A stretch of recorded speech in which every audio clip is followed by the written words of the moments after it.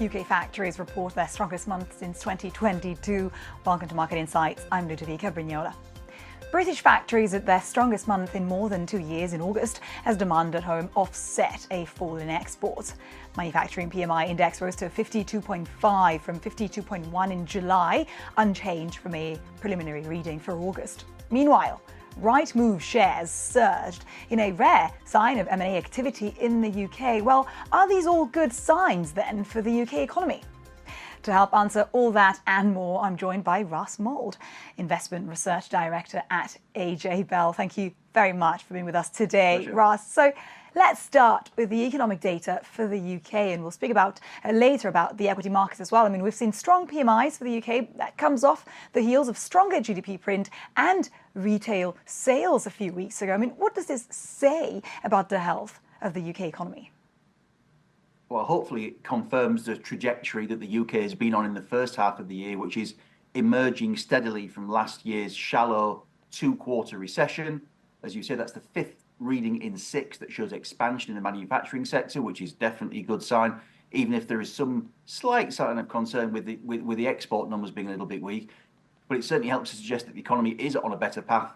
Perhaps a slight complication for the Bank of England when it looks at its interest rate policy, but equally the economy isn't exactly tearing away either. So there's probably still scope for further interest rate cuts down the line. That's correct, as to the BOE as opposed to what the Fed will do, right?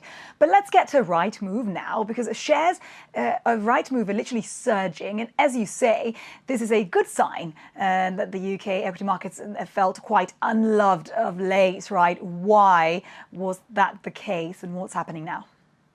Yeah, I mean, you can have cheap stocks or good news, just not necessarily both at the same time, as the saying goes. In the UK last year, there was political uncertainty. The economy was in recession. We were still trying to find out the benefits of Brexit. So there were an awful lot of things weighing against the UK, and sentiment was negative as companies delisted and look to float elsewhere. But again, if something's unloved, it can be cheap. Rightmove is the 5th FTSE 100 firm this year where there's a bid potentially in play. There's been around £40 billion of live bids running in the UK right now. Add that to 79 billion of dividends and another 50 odd billion of share buybacks. The UK stock market is throwing out something like £180 billion in cash. That's a cash yield, buybacks plus dividends plus takeovers, of more than 7%. Beats inflation, beats cash in the bank, means the market might look cheap, and somebody's paying attention, even if it's trade or financial buyers rather than necessarily institutional investors. That's really interesting. Now let's look at the DAX. We are seeing equity markets lower across the board in Europe today, but especially the DAX in Germany responding to local election results that saw a far-right party winning a state election for the first time in post-World War II Germany in the country's east on Sunday. What impact is this having on the equity markets? It clearly has traders a little bit nervous with regard to European equities. We have an uncertain political situation in France where President Macron is looking to try and cobble a government together where, again, you've seen parties, you could say, further to the extremes or at least away from the centre did well in summer. You're now seeing a similar situation in Germany, in Thuringia and Saxony, where finding coalitions that work locally could be difficult. All eyes now move on to Brandenburg's election at the end of the month.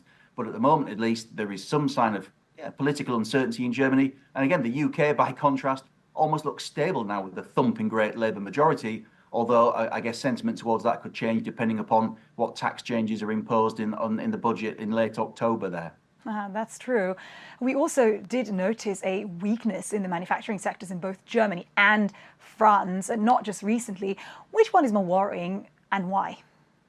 Well, and they both added, although I think the readings were better, the final readings were better than the preliminary numbers. They're still below 50. I think the French streak below 50 runs back to spring 2023, the German one to summer 2022.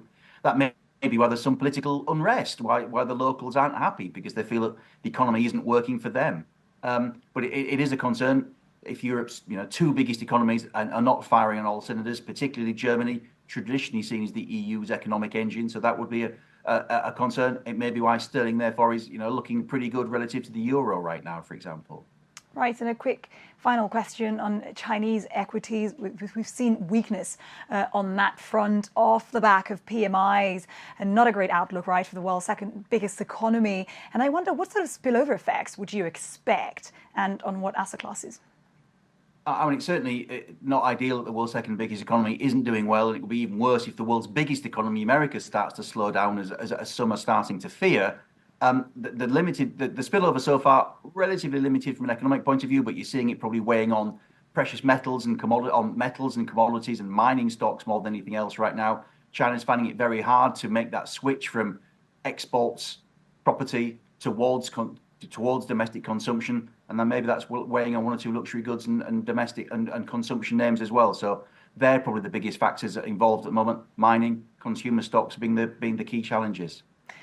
Russ, Mould, Investment Research Director at AJBell, thank you very much for being with us today. And that is Market Insight. Don't forget you can watch more videos on Reuters.com.